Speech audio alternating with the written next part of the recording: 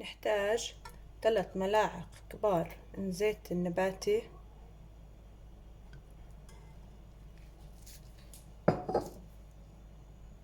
بنضيف عليهم بصلتين مقطعات إلى مربعات.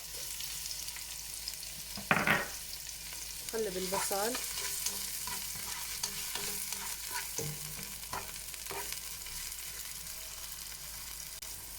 بنضيف عليهم 6 حبات من القرنفل وحبتين من اللومي وعدين من القرفة.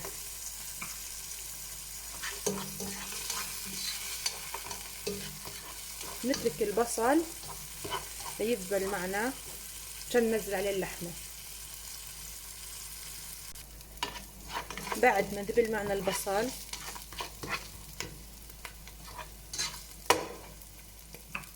ننزل عليه 200 غرام اللحمة المفرومة خشنة.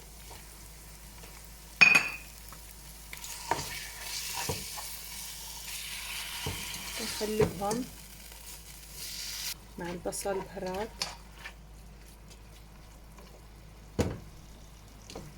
تتنشف ميتهم بنغطيها، نتركها 3 دقائق على نار واطية مع التحريك، بس بدنا اياها المي تنشف عنها. هون نشفت المي عن اللحمة، بنغطيها نتركها 3 دقائق على نار هادية مع التحريك. بعد 3 دقائق رفعنا الغطاء، اللحمة صارت جاهزة عشان ننزل عليها البازلاء. رح ننزل 3 أكواب من البازلاء المسلوقة مسبقا.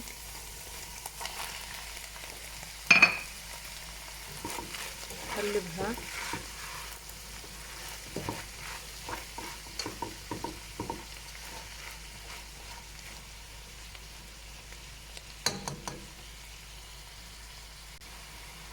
بدنا معلقة كبيرة من بهارات السبعة، معلقة كبيرة من الكاري،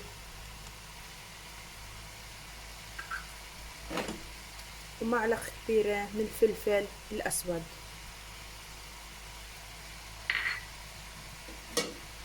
معلقة كبيرة من الفلفل الأبيض،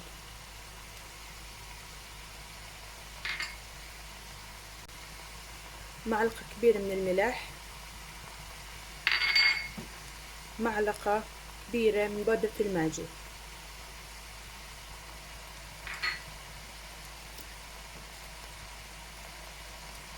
نقلب اللحمة والبازلاء مع البهارات.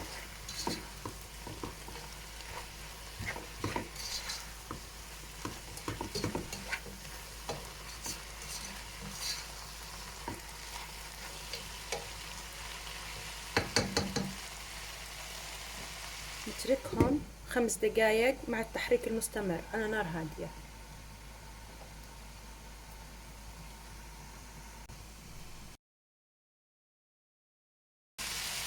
الخلطة صارت جاهزة،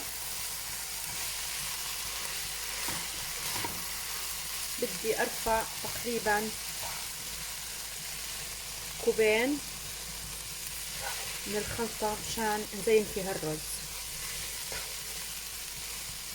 هاي الكمية بعتقد بتكفي. بالنسبة للومي وعدم القرفة بإمكانكم تشيلوها، بس أنا بحب أخليها عشان تعطي طعم للرز.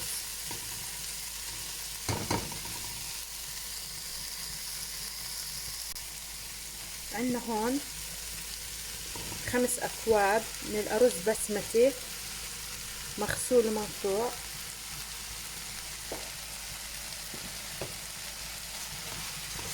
نقلب الرز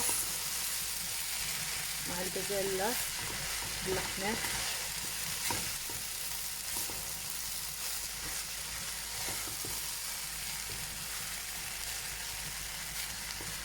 كل كاسة رز بدها كوب او كل كوب رز بده كوب وربع من الماء.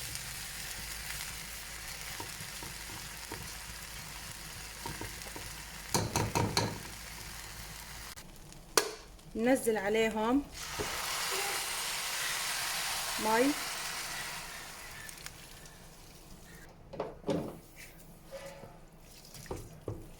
نستناها لتغلي والرز يتشرب المي.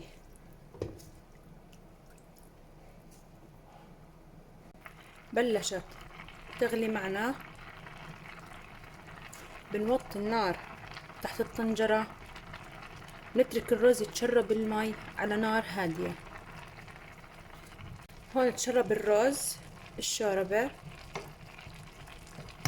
هي المي اللي حطيناها طبعا. نغطي الطنجرة، نتركها على نار هادية لحتى يستوي الرز.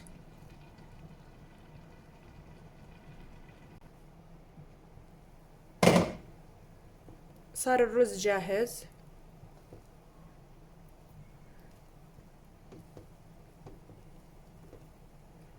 كل حبة لحال.